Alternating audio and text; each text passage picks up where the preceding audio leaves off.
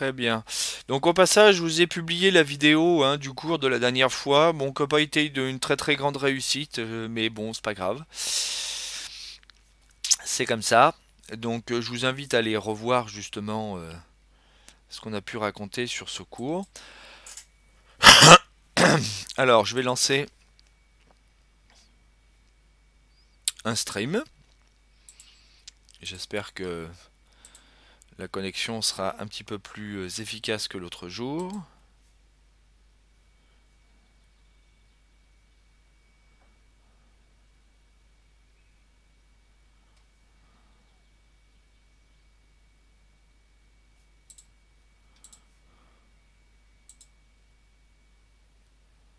Ok, donc c'est bon, ça c'est lancé.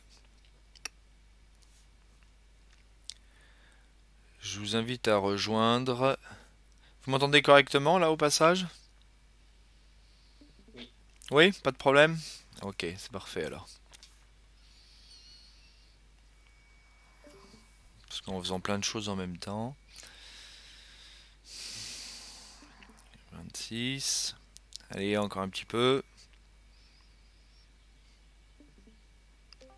28. 30. Allez, va. On considère que c'est bon. Quelques retardataires qui vont nous rejoindre. Ou peut-être qu'ils sont encore en train de dormir. Je sais pas. 31. Bon, alors. Je me suis arrêté la dernière fois, donc, sur cette notion de vecteur normal. D'accord? Donc un vecteur normal, c'est un vecteur qui est orthogonal. Enfin, en tout cas, un vecteur normal à un plan, c'est un vecteur qui est orthogonal justement à ce plan. Et donc on s'était arrêté sur la démonstration de la propriété qu'on a déjà utilisée, qui date de la première partie du chapitre, à savoir que une droite est orthogonale à un plan si et seulement si elle est orthogonale à deux droites sécantes de ce plan. Ok, donc je continue sur le cours. Donc voilà, alors une fois qu'on a des vecteurs normaux, en réalité on peut caractériser ici l'orthogonalité de deux plans.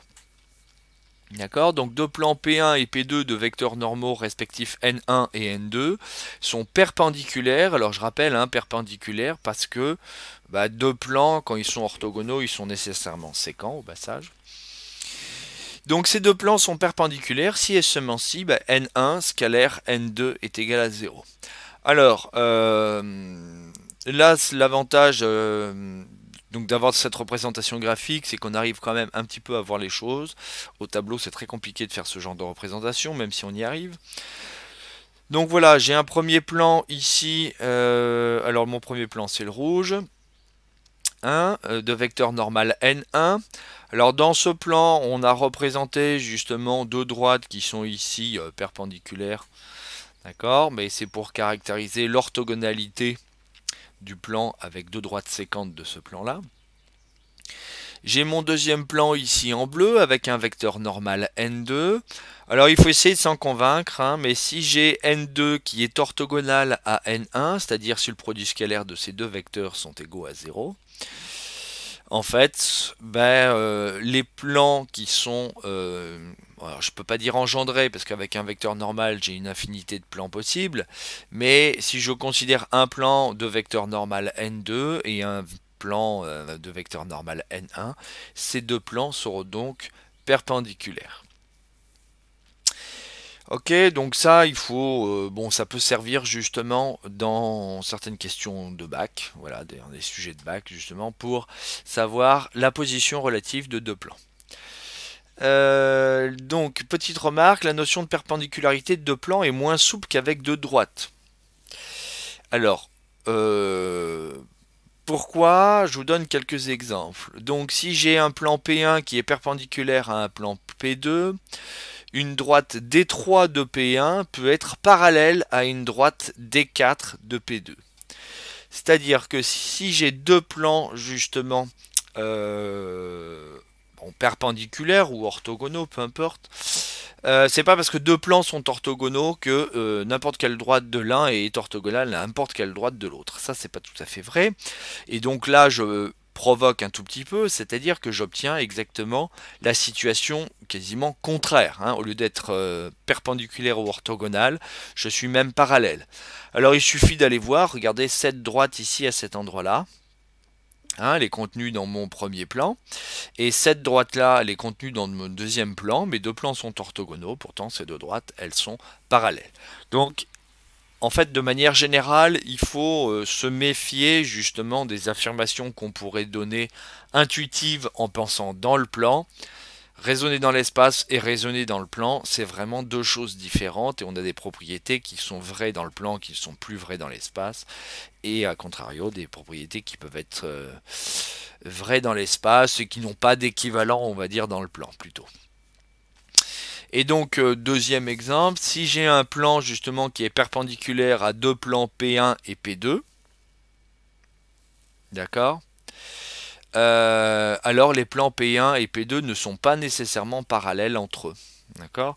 Dans le plan, quand vous avez une droite qui est perpendiculaire à deux autres droites, alors les deux droites sont parallèles entre elles. Là, il n'y en a pas d'équivalent justement dans l'espace. Pourquoi? Parce que je peux avoir un troisième plan. Donc vous voyez, il est dessiné ici, hein, comme dans un repère de l'espace. Donc on a les plans de base, donc il y a le plan, on verra après, il y en a un qui s'appelle Z égale à 0, X égale à 0 et Y égale à 0, d'accord. Ces trois plans, ils sont orthogonaux 2 à 2 et il n'y en a aucun qui est parallèle à l'autre. Voilà, donc ça c'est des petites remarques juste sur la bonne compréhension, on va dire, la bonne manipulation justement des propriétés dans l'espace. Alors, on en arrive enfin à ce qui nous intéresse, à savoir déterminer une équation cartésienne d'un plan.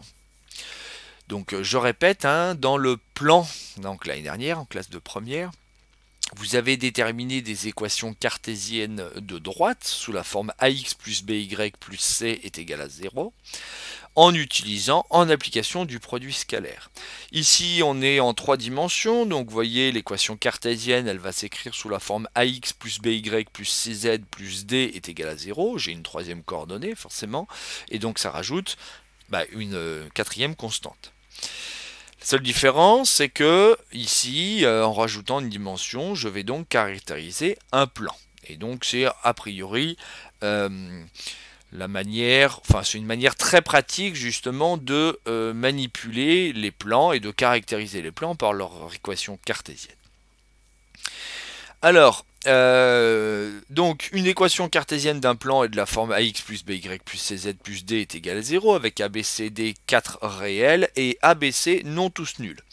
Alors quand je dis non tous nuls, ça veut dire quoi? Ça veut dire que ABC peuvent pas être tous égaux à 0 en même temps. Parce que si ABC est égal à 0 en même temps, en fait, vous voyez, ça fait disparaître mes trois coordonnées.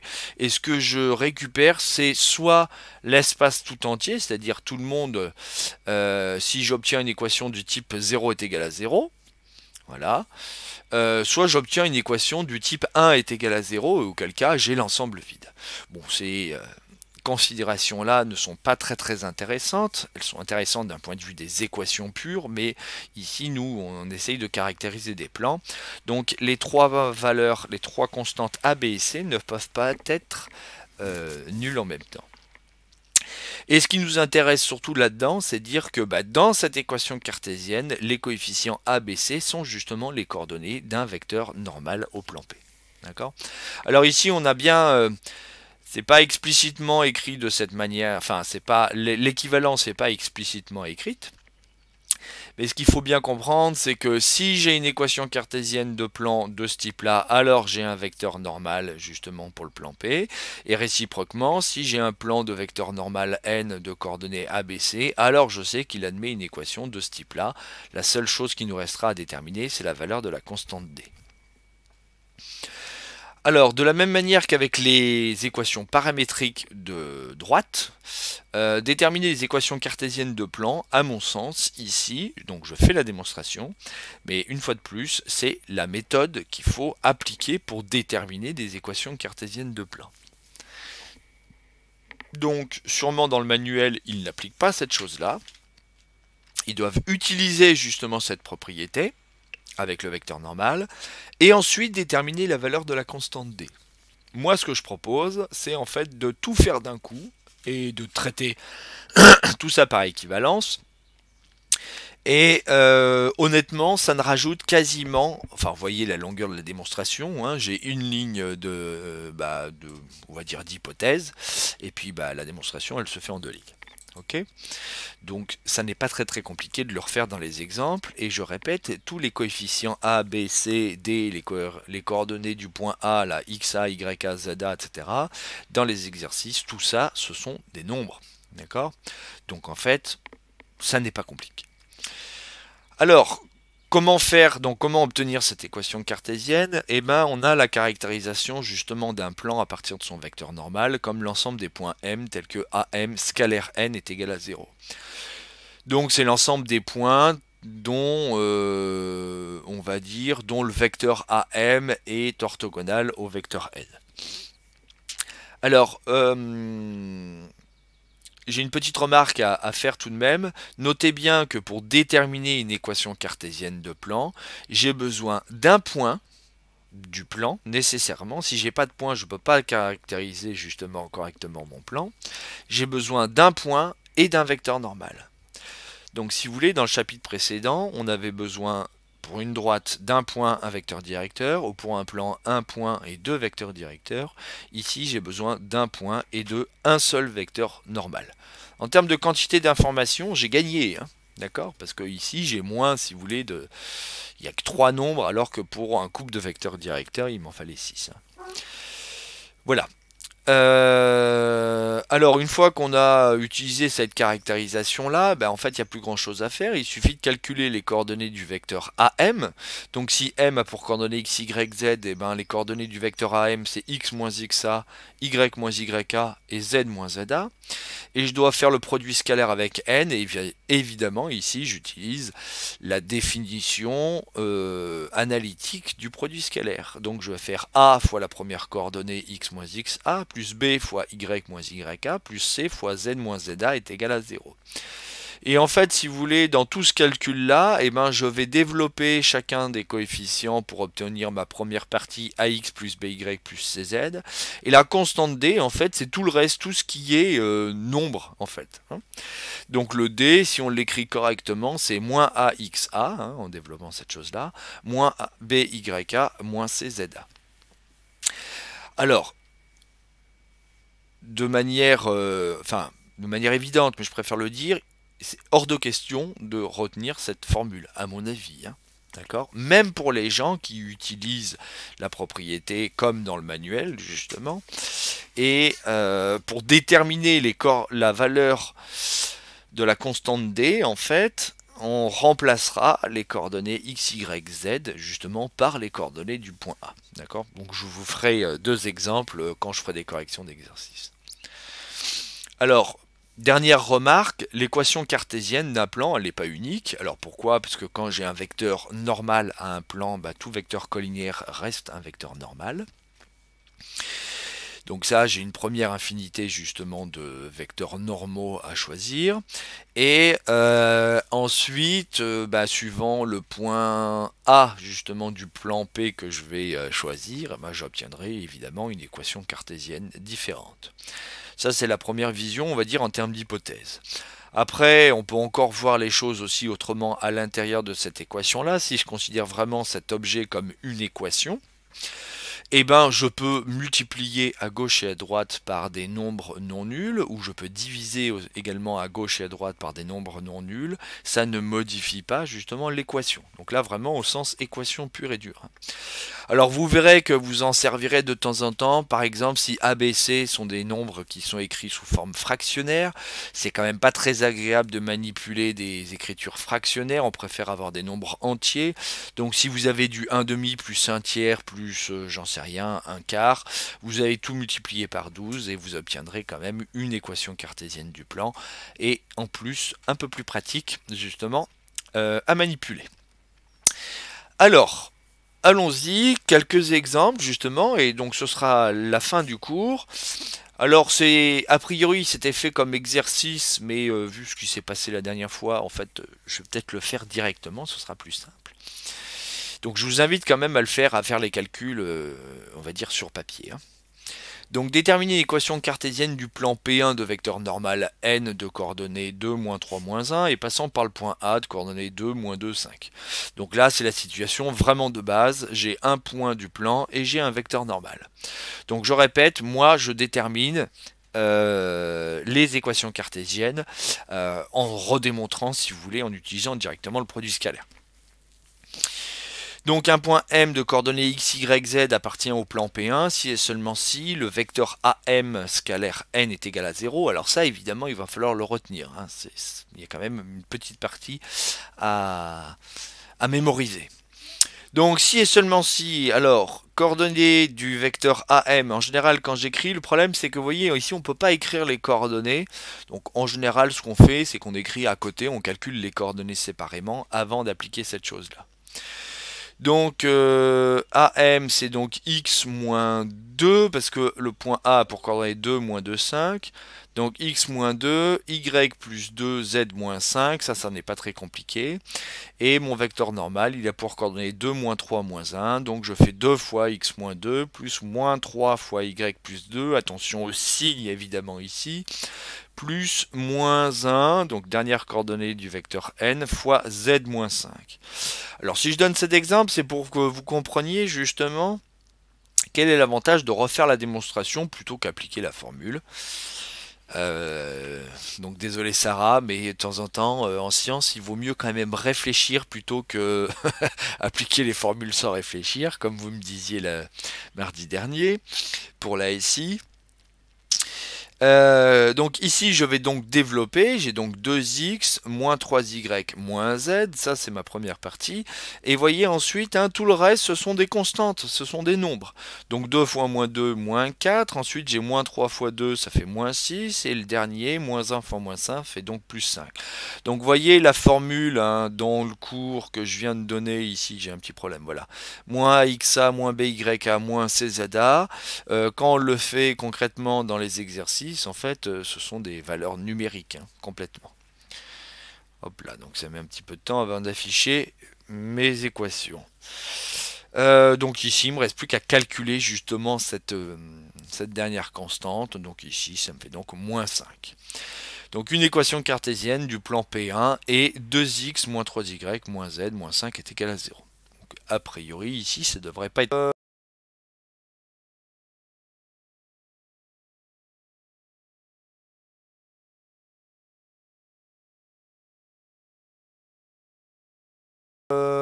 Trouver une équation cartésienne du plan parallèle au plan P2. D'accord? Donc il est parallèle à P2. P2, on me donne une équation cartésienne, donc 2x moins y plus 3z est égal à 0. Et passant par le point B de coordonnées 3, moins 1, 0. Alors on me demande une équation cartésienne. De toute manière, c'est toujours pareil. De quoi j'ai besoin? J'ai besoin d'un point. Bon, le point, ça va, on me le donne. Et j'ai besoin d'un vecteur normal au plan. Donc là, la seule nouveauté, c'est qu'il faut que je détermine un vecteur normal au plan. Mais comme ce plan est parallèle au plan P2, d'accord, dont on me donne une équation cartésienne, et bien ici, à partir de cette équation cartésienne, j'extrais un vecteur normal au plan P2. Les deux plans étant parallèles, le vecteur normal de l'un est normal à l'autre. D'accord? Et donc du coup, j'ai plus qu'à ensuite dérouler ma méthode comme dans la question 1. Donc ici, c'est ce que j'explique. Hein, comme les plans sont parallèles, un vecteur normal de P2 est aussi un vecteur normal du deuxième. Donc d'après l'équation de P2, on peut prendre comme vecteur normal, donc ici, coordonnées 2, moins 1, 3. Et donc ce vecteur n est normal aux deux plans qui sont parallèles. Et ensuite, donc j'applique ma formule, enfin ma méthode plutôt. Un point M de coordonnées x, y, z appartient au plan si et seulement si. Alors attention à bien choisir le bon point ici. Hein. D'habitude c'est A, évidemment on a l'habitude de prendre le point A. Mais si c'est le point B qui appartient au plan, bah, il faut que j'adapte ma formule, si vous voulez, à la situation donnée. Donc BM scalaire n est égal à 0, et ensuite c'est tout à fait calculatoire. Donc là j'ai les coordonnées justement de mon vecteur n, et ici j'ai les coordonnées du vecteur BM. D'accord. Le point B étant donné que la dernière coordonnée valant 0, ici je n'ai que du z. Je développe donc 2x moins y plus 3z, et il me reste ma constante qui vaut ici, donc 2 fois moins 3 ça fait moins 6, et moins 6 moins 1 ça me fait donc moins 7. Donc une équation cartésienne de ce plan est 2x moins y plus 3z moins 7 est égal à 0. Ok, alors je prendrai les questions à la fin, comme ça m'évitera d'avoir les questions au milieu justement de la vidéo, et de perdre un peu trop de temps. Donc dernier exemple, on me donne deux points A, donc de coordonnées moins 1, 1, 0, et B de coordonnées 2, 1, moins 1. Déterminer une équation cartésienne. Alors au plan médiateur du segment, c'est du plan médiateur au segment AB.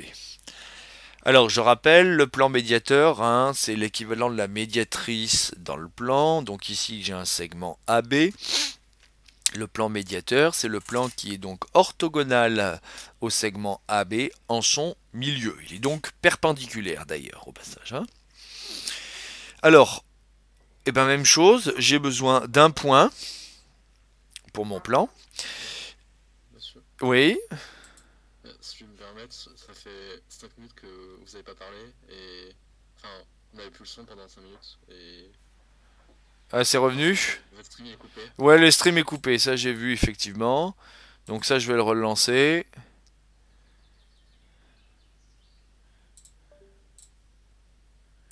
Donc j'enregistre en vidéo du coup pendant ce temps-là. Hein. Et vous m'entendez là du coup? Oui. Donc c'est enregistré, Jérémy, pour tout le monde, etc. Voilà, donc ça vous permettra de revoir le cours une deuxième fois. C'est pas plus mal d'ailleurs. Ok, donc je vous laisse rejoindre.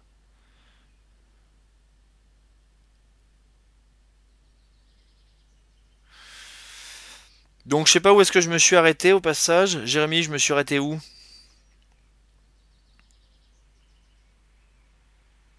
Je vais reprendre ce que j'ai raconté. Hein. Bien.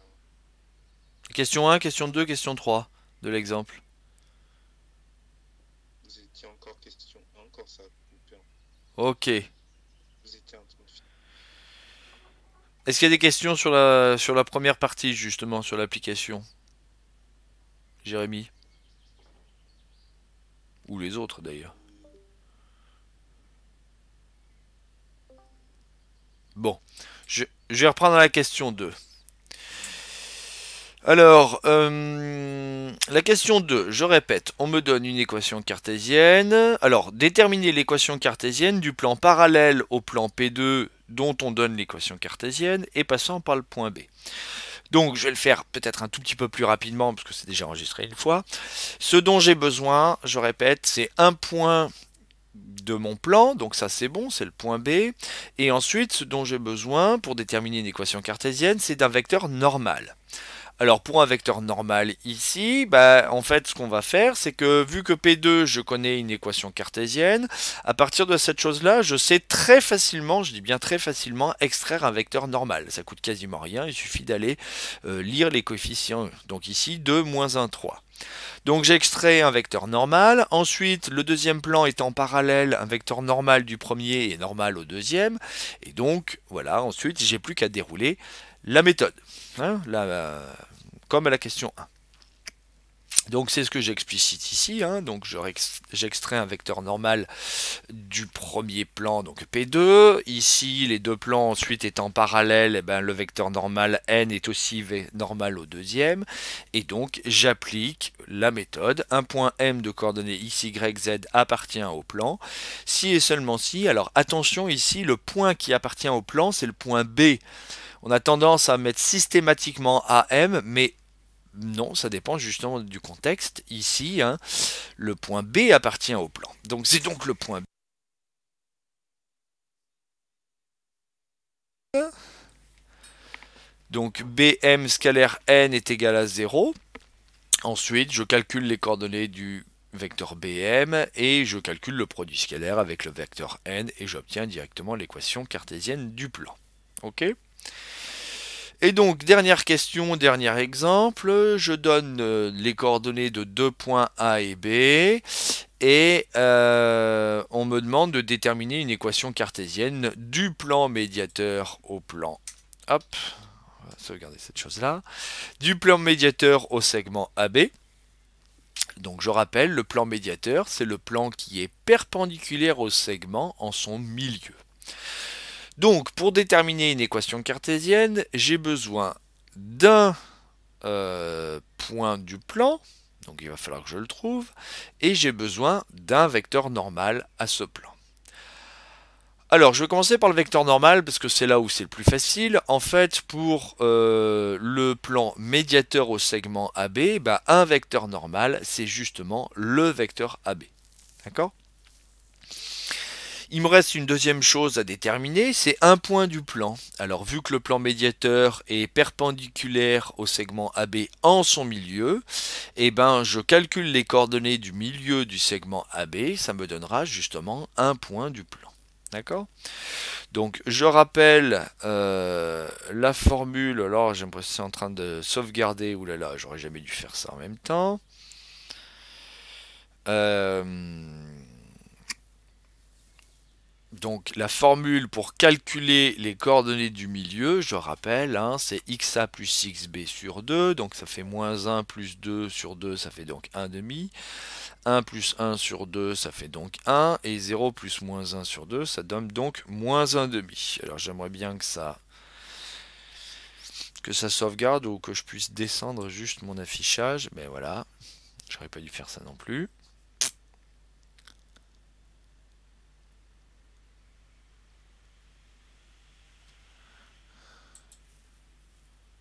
Bon.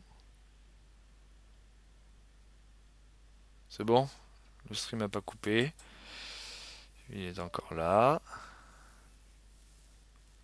Voilà. A priori, c'est bon, c'est le temps de sauvegarder. Ça a mis un peu du temps, mais bon, voilà. Donc là, je rappelle évidemment la définition. De toute manière, Jérémy, tout est expliqué dans le cours. Alors je sais que c'est quand même moins agréable que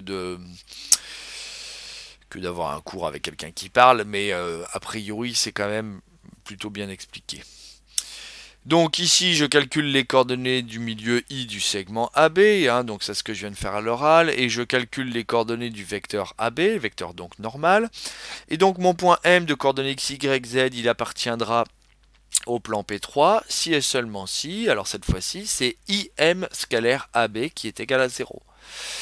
Donc là, I c'est bien le point qui appartient, M c'est le point dont on va dire mon point générique, et AB c'est donc le vecteur normal ici. Donc je calcule les coordonnées, hein, ça me donne donc 3 fois x moins 1 demi plus 0 fois y moins 1 plus moins 1 fois z plus 1 demi est égal à 0. Et je vais donc développer chacun ici, donc chacun des coefficients, donc ça me donne 3x moins y, et là j'ai moins 3 demi, moins 1 demi, donc ça me fait moins 4 demi, ça fait donc moins 2.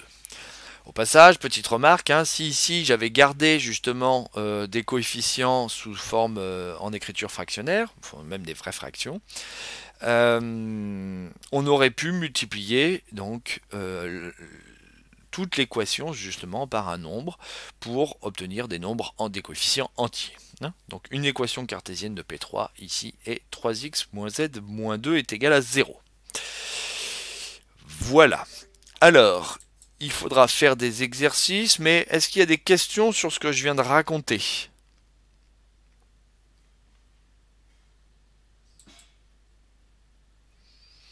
Si a priori, il n'y a pas de... Ça coupe?